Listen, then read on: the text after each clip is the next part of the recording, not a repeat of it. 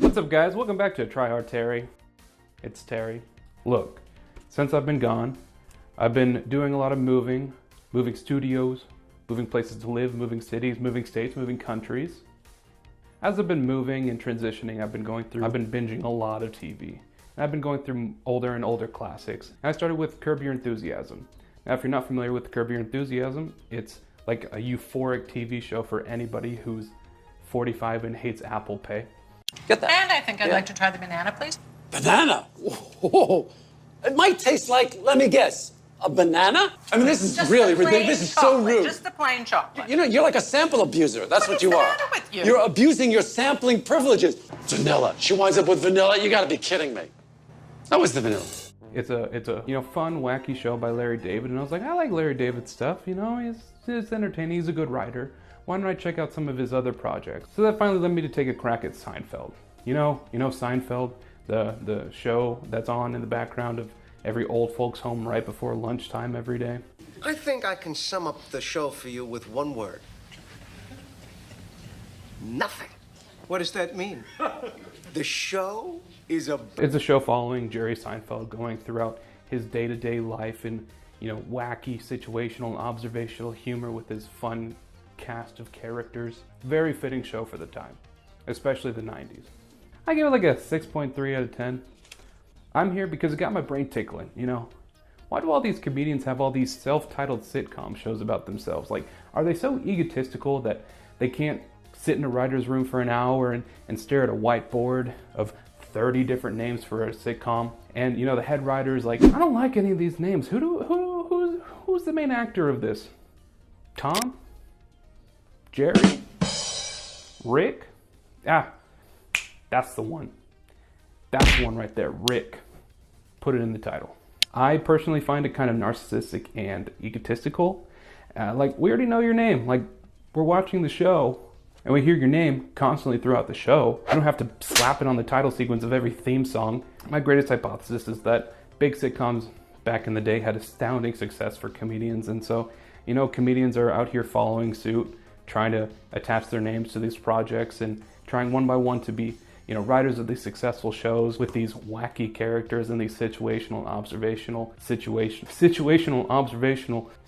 with these characters that are in situational and observational situations with almost sketch style humor at times. But that's what we know and love about sitcoms, right? But why does every 3 out of every 8 comedians do this? Other comedians just find just as much success in other non-self-titled shows. I mean, look at The Office, Cheers, Friends. Those are all culturally significant shows that don't have anybody's names really tied to them. Those shows didn't need the names to gain the notoriety. It seems like it's some kind of Hollywood effect. Everybody wants to be the next Seinfeld, the next George Lopez, the next Cosby, the Bob Newhart show, the Andy Griffith show starring Andy Griffith. They all had the illustrious fame that they gained from those shows. Doing research on this topic, I came across a lot of self-titled programs, a lot more than I expected. Damn. I recall seeing some of these shows because they were easy watches and they were on all the time, doing reruns and reruns and reruns. But that's kind of the point of a sitcom, right? Easily replayable. I mean, they were on all hours of the day, all hours of the night. I'm looking at you, George Lopez.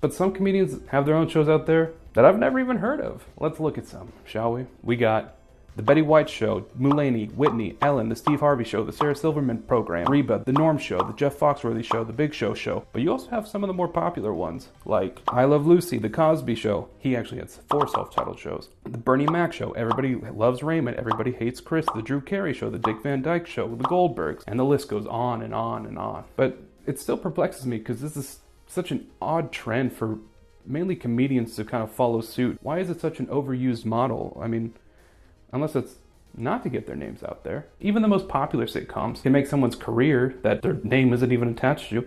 I mean, just look at King of Queens. Now we got Kevin Can Wait. Kevin James is doing great. Is that all because of Adam Sandler? Possibly. The sitcom show is nothing new. I mean, we've been following sitcoms ever since we had radio. They've been around us entertaining us. What made it that comedians can have their names attached to these sometimes wildly, sometimes not so wildly successful projects? Thinking about it now, it doesn't make a whole lot of sense really for studios to bankroll these up-and-coming comedians as head writers and headliners of these TV programs. Maybe it's the other way around, actually. I mean, thinking about it, I recall seeing John Mulaney doing a stand-up and then announcing after his stand-up got fairly popular that he was having his own sitcom. And same with Louis C.K. He was really popular already with his stand-up, and then he announced Louis. And I mean, Jerry Seinfeld didn't get Seinfeld until after he was already a pretty established comedian and starting out in the 80s. Next guest is a young comedian who's making his very first appearance on The Tonight Show. He's originally from New York City. Would you welcome him, please? Jerry Seinfeld. Jerry? So maybe my initial assumption was not totally accurate. Not that comedians use shows to get their names recognized, but that studios use comedians' names to draw in their already established audiences to get them invested. So these shows aren't about ego then. If anything, the comedians that have to attach their names have to deal with the risk of it not being as successful, and the comedians who don't get their names attached don't get their names dragged for not being successful. It's a risk. Higher risk, higher reward. It's a damn pendulum! That all being said, that this practice can continue not through just comedians into traditional media, but YouTubers also. The studios want to make the greatest returns possible, so they bank on the biggest names possible, right? We've seen some YouTubers try their hands at traditional media and TV shows. I mean, who remembers those shows on YouTube Red? Bro, this is PewDiePie. You're about to watch me get the absolute scared out of me. Hey, I'm gonna make a run to the kitchen. Got anything? I'm good, Blake. Thanks for asking. You go ahead. All right, thanks, man.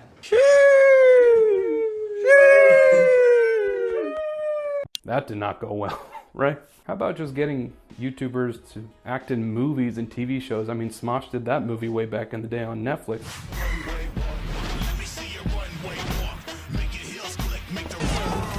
I'm so glad that happened. That was the funniest thing I've seen all day. That did not go according to plan. I mean, just YouTubers in general being in movies hasn't worked so well. Just getting acting gigs is tough. We got a comedian on the line. What's your name, funny guy? I'm Zane. You're Zane. Why don't you step out of my line, Zane? Okay. Okay. You're out. Come on, I'm Zane. Get the fuck off my beach. Okay. Unfortunately, your part in the movie got cut out. What? But there is a shining light. We have Mr. Beast. Allegedly, he has a deal with Amazon to produce his own show coming up. We are doing a streaming show, and yeah, we're doing one with Prime. Most likely a game show based off what he's been saying and what he's been practicing on his own channel. It'll be a long time before we see the turnout of that, but I imagine the studio's there trusting him. I imagine all the content creators are going to be having their full attention on Mr. Beast projects, because if he can make it successful, that means it can translate over into other creators being just as successful with these budgets, with these productions that the studios might be giving them. It's not even just me, it's also other creators. I take it very serious. This is why I'm putting so much effort and energy into it, because like if this flops, then people are gonna be like, yeah, YouTubers aren't capable of, making it on streaming platforms. That's all that studios want. They just want big returns on their big investments. Whatever can get fans in through the door, that's what they're gonna do. Well, that's why we're seeing all these non-original IPs that are flooding the movie markets and flooding the TV show markets. They're all prequels, they're all sequels. Nothing's original because studios don't trust original ideas. They stick to what they know and what's been the status quo. However, we blame the studios for these uninspired ideas, but we're the ones that keep going to see them. We're the ones that keep buying the ticket. We're the ones that keep re-upping our subscriptions. It's our own lack of cultural creativity. We're complacent. We complain, but not enough to actually do anything. We're the problem. We need to make the change. We need to stand up and make a difference for the betterment of our future. That is, unless you make the most important decision of your life. Prove to yourself that you have the strength and the courage to be free. Join the Helldivers. Sorry, I've been playing a lot of Helldivers lately. Anyways, I don't really know what you've taken away from this whole rant, this whole spiel about self-titled projects that comedians have. Hopefully you found something that's interesting or educational, or just found some new information. Or heck, if I just kept you entertained, that's job well done. I'll take that. Hopefully you can smash that subscribe button. Maybe the like button. Don't get carried away. Let me know what you think of the Studio 2. There's going to be a lot more changes coming. There'll be a couple more adaptations. This green screen, you can roast me about it in the comments. That's fine.